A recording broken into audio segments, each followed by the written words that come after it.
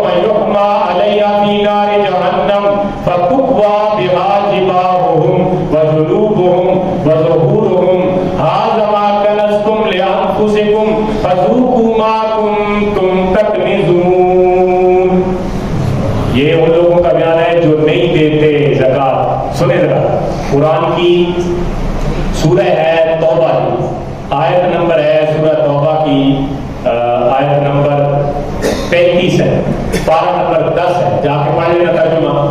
ہو سکتا ہے ہماری پرفتوں کا اعتبار بھی نہیں ہوتا, شاید اپنی طرف سے کوئی بات کرتے ہیں, تو میں نے نمبر بتا دیا سورہ توبہ آیت نمبر 35 پارہ نمبر 10. جا کے اس کا ترجمہ پڑھے.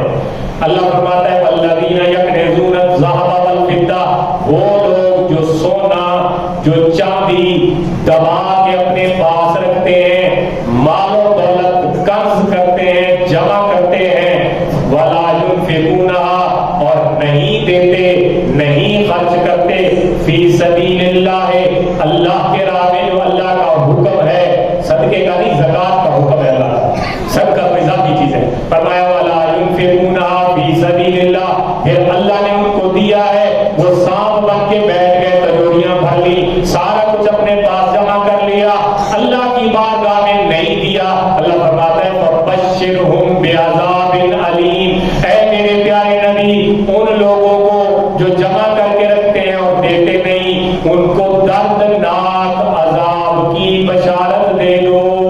اللہ ان کو دردناک تکلیف دے, علیم علم سے ہے تکلیف دینے والے عذاب کے متعلق انہیں بتا دو.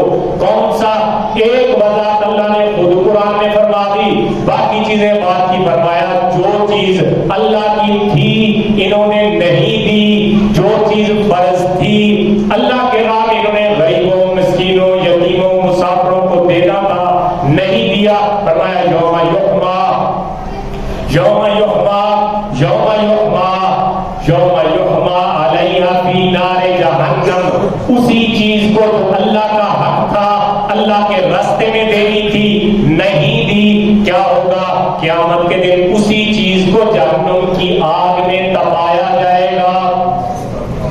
جہنم کی آگ میں سیک اسے چیز جہنم کی آگ میں تپایا جائے گا. یحما علیہا فی نار جہنم, ایسے آگ میں ڈالا جائے گا, پھر آگ میں ڈال کے اسی چیز کو جو نہیں دی تھی نکالا جائے گا باہر.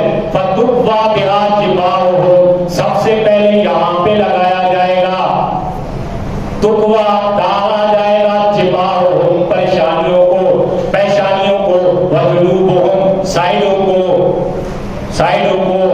وظہورہم پیٹھوں کو, سائڈوں پہ آگ میں, جہنم کی آگ میں گرم کر کے سائڈوں پہ, پیشانی پہ, پیٹھ پہ لگایا جائے گا. پھر ساتھ ساتھ اعلان بھی ہوگا پورے قیامت والوں کے سامنے. کون سا اعلان ہوگا؟ فرمایا فذوقوا ما کنتم تکنزون, تم دنیا میں یہ جو اب تپا کے تمہارے اوپر عذاب بن کے مسلط, یہ کوئی اور چیز نہیں, ھذا ما کنزتم, یہ وہ خزانہ ہے, یہ وہ سونا ہے, یہ وہ پیسہ ہے, یہ وہ دولت ہے جو تو نے دبا کے رکھی تھی. اس پہ میں نے تجھے یہ حکم دیا تھا کہ سال گزرنے کے بعد 40واں حصہ تم نے دینا ہے, لیکن تو نے نہیں دیا. آج یہی تمہاری دولت دنیا میں جس کو آسائش کے لیے استعمال کرتا تھا, آج یہ تیرے لیے عذاب کا باعث ہے. ھذا ما کنزتم لانفسکم, اس کو تو نے جمع کر کے رکھا تھا, آج چکھ مزہ اس کا. یہ تمہارے پیشانوں کو بھی, تمہاری سائڈوں کو بھی, تمہاری پیٹھوں کو بھی آگ کے ذریعے ڈالا جائے گا. اللہ, یہ ایک سزا, ایک ہی آیت میں نے بیان کی ہے. آیتیں بہت ساری ہیں, چونکہ ٹائم مختصر ہے, میں کہہ دوں کہ آپ کو سمجھ آئے. پہلی میں نے فضیلت پہ بیان کی کہ دینے والے کو کتنا اجر ملتا ہے, انسان کی سوچ بھی ختم ہو جاتی ہے. نہ دینے والے کو سزا کتنی ملتی ہے, خود اندازہ لگا لیں. دوبارہ میں بتا دیتا ہوں کہ فرمایا جو بندہ سونا چاندی اس لیے ذکر کیا جاتا ہے کہ یہ اصل مال زر ہے, اصل سمجھ سونا چاندی ہے. وہ آپ نوٹ پہ لکھتے ہیں نا, حاملے نوٹ پہ لکھا ہوتا ہے, وہ نوٹ جو ہمیں بھی دیتے ہیں آپ, اس 10 والا نوٹ اس پہ لکھا ہوا ہوگا, حاملے حاضہ کو مطالبہ پر ادا کرے گا. یعنی یہ جو کاغذ آپ کرنسی لیتے ہیں نا, اس کے اوپر ایک جملہ لکھا ہوتا ہے, کبھی اس پہ غور ہی نہیں کیا نا آپ نے, حاملے حاضہ کو مطالبہ پر ادا کیا مطلب ہے؟ آپ یہ 10 کا نوٹ لے جائیں اسٹیٹ بینک کے پاس، اسے کہیں کہ مجھے اس کے بدلے میں جو سونا چاندی ہے وہ دے، وہ آپ کو دے گا، پابند ہے وہ اس کا، وہ اس کا پابند ہے کہ وہ اس کے بدلے اصل زر سونا چاندی آپ کو دے۔ اور آپ نوٹ میں جا کے پڑھیں، اسے نوٹ میں لکھا ہوا، تو مطلب یہ ہے کہ یہ مال و دولت، سونا چاندی، مال و اسباب سارا، فرمایا کہ یہ بندہ جو اللہ کا حق بنتا تھا اس کو نہیں دے گا۔ حضور کو فرمایا کہ ان کو کہہ دو کہ عذاب آئے گا، بہت سخت عذاب، اور پھر عذاب کی کیفیت بیان فرمائی، فرمایا کہ عذاب ایسا ہوگا کہ جو چیز دینی تھی نا تو نے نہیں دی، قیامت کے دن اسی چیز کو ایک شکل بنا کے آگ میں، جہنم کی آگ میں تاپ کر کے باہر نکالا جائے گا، اور بندے کی پیشانی کو، بندے کے پہلوؤں کو، بندے کی پیٹھ کو ڈانپ کے اعلان کرنے والا فرشتہ بتائے گا، آدھا ماں کنزتم، یہ وہ خزانہ سی جڑا تو نہیں دیتا، یہ وہ مال ہے جڑا تو نہیں دیتا زکات، لہٰذا خود اپنے واسطے جمع کر کے رکھتا رہے، حالانکہ غریبانہ سی، وایا بزرگ کو ماں کو تک، اب چک مزہ، قرآن کہتا ہے بزرگ کو چک ہو ماں کو تک نے جو اس چیز کا مزہ جو تم نے جمع کر کے رکھی، یہ قرآن کہتا ہے۔ یہ قرآن کی 2 آیتیں میں نے پیش کی، ایک فضیلت پہ، ایک مذمت پہ یوئی۔ آپ سنیے احادیث میں اس کا ذکر۔ اب دیکھیں اسی کے ضمن میں قارون کے خزانے کتنے تھے؟ جب موسیٰ علیہ السلام کو اللہ نے کہا جا اس خاندان کے پاس، اس کو کہا کہ اللہ کا حق دے، اس نے کہا جی میں نے کوئی اللہ کے لیے جمع کر کے چاہتا، میں نے اللہ کو کون سا یہ ٹیکس میں کیسے دوں؟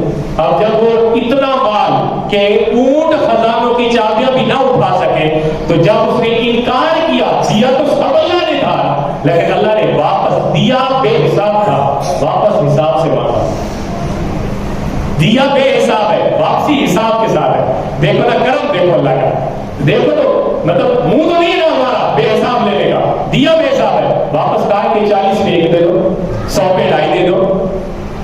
دیا ایسے نہیں ہے کہ میرا منہ 100 کا ہے اور میں تجھے 100 پتہ نہیں کتنے 100 دے رہا ہوں، یہ نہیں ہے، بے حساب دیا ہے، لیکن واپس مانگا ہے، روزانہ بھی نہیں مانگا، منتھلی بھی نہیں مانگا، سال کے بعد، سال کے بعد۔ دیکھو کرم، دیکھو آزمانا چاہتا ہے، اس کو